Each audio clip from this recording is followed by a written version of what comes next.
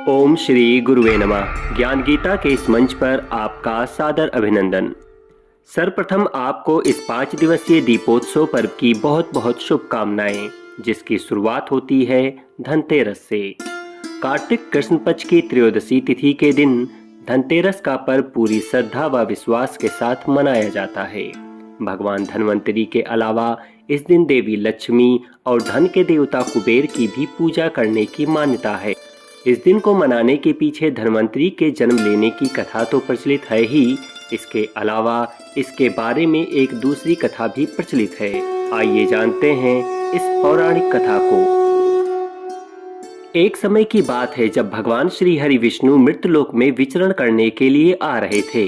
तब लक्ष्मी जी ने भी उनके साथ चलने का आग्रह किया।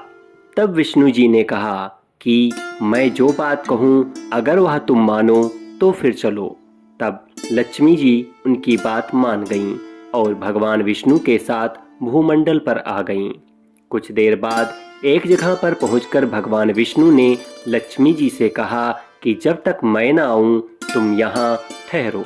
मैं दक्षिण दिशा की ओर जा रहा हूँ, तुम उधर मत आना।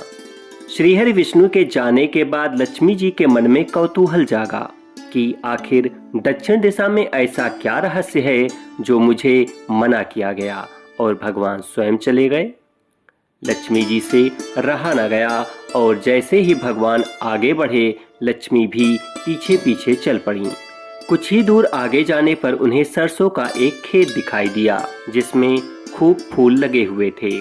सरसों की शोभा देखकर वह मंत्रमुग्ध हो गईं और फूल तोड़कर अपना श्रृंगार करने के बाद आगे बढ़ीं। आगे जाने पर एक गन्ने के खेत से लक्ष्मी जी गन्ने तोड़कर रस चूसने लगीं।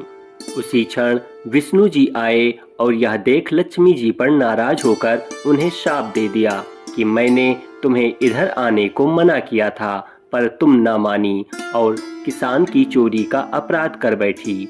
अब तुम इस अपराध के जुर्म में इस किसान की 12 वर्ष तक सेवा करो। ऐसा कहकर भगवान उन्हें छोड़कर क्षीर सागर चले गए। तब लक्ष्मी जी उस गरीब किसान के घर रहने लगीं।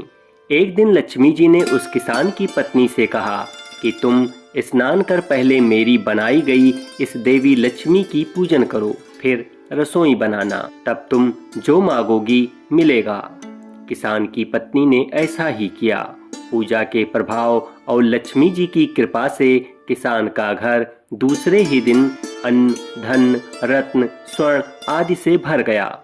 लक्ष्मी जी ने किसान को धन धान्य से पूर्ण कर दिया। किसान के 12 वर्ष बड़े आनंद से कट गए। फिर 12 वर्ष के बाद लक्ष्मी जी जाने के लिए तैयार हुईं। विष्णु जी लक्ष्मी जी को लेने के लिए आए तो किसान ने उन्हें भेजने से इनकार कर दिया। तब भगवान ने किसान से कहा कि इन्हें कौन जाने देता है, यह तो चंचला हैं, कहीं नहीं ठहरती। इनको बड़े बड़े नहीं रोक सके। इनको मेरा शाप था, इसलिए 12 वर्ष से तुम्हारी सेवा कर रही थीं। तुम्हारी 12 वर्ष की सेवा का समय पूरा हो चुका है। किसान हठपूर्वक बोला कि नहीं, अब मैं लक्ष्मी जी को नहीं जाने दूंगा। तब लक्ष्मी जी ने कहा कि हे किसान, तुम मुझे रोकना चाहते हो तो जो मैं कहूँ वैसा करो।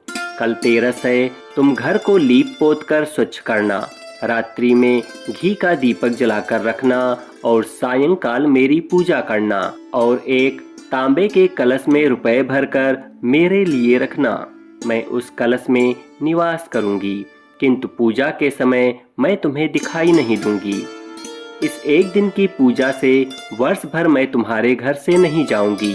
यह कहकर वह दीपकों के प्रकाश के साथ 10 दिशाओं में फैल गईं। अगले दिन किसान ने लक्ष्मी जी के कथनानुसार पूजन किया। उसका घर धन धान्य से पूर्ण हो गया। इसी वजह से हर वर्ष तेरस के दिन लक्ष्मी जी की पूजा होने लगी। तो यह थी धनतेरस की पौराणिक कथा। उम्मीद करता हूँ कि आपको यह कथा जरूर अच्छी लगी होगी। अगर हाँ तो वीडियो को लाइक करें और अधिक से अधिक लोगों को शेयर करें, जिससे उन्हें भी इस पौराणिक कथा की जानकारी प्राप्त हो सके। अगर आप चैनल पर नए हैं तो इसे सब्सक्राइब करना न भूलें। इसके साथ ही आप इस वीडियो को कहां से देख रहे हैं यह कमेंट में जरूर लिखें। फिर मिलेंगे एक नई वीडियो में कुछ नई जानकारी के साथ। तब तक मैं विवेक कुमार श्रीवास्तव आपसे विदा चाहूँगा। धन्यवाद।